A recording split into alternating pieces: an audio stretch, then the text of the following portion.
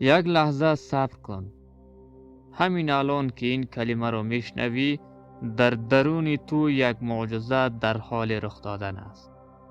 معجزه‌ای که هر روز آن را تجربه میکنی، اما شاید هرگز با چشمانی باز به آن نگاه نکردی.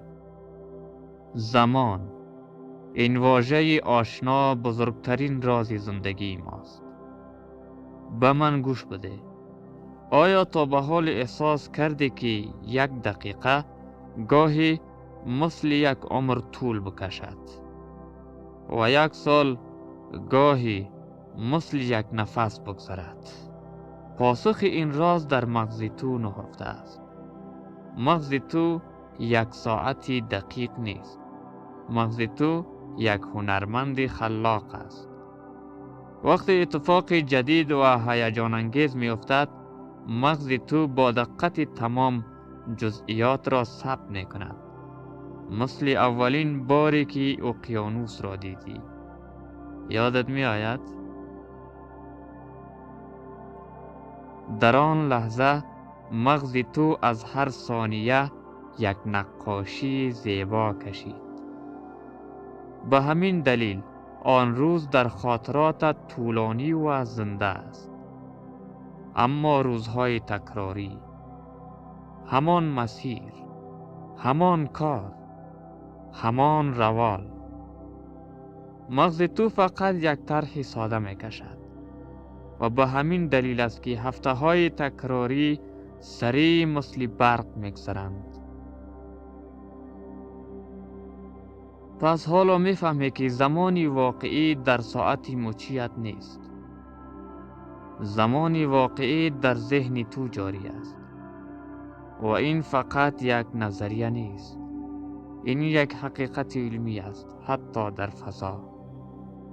ولی درست شنیدی. در فضا زمان واقعا متفاوت می‌گذرد. فضانوردانی که به فضا می روند وقتی به زمین باز می گردند کمی از بقیه جوانتر ماندند و در سیاهچاله ها اگر کسی بتواند نزدیک آن باشد زمان تقریبا متوقف می شود.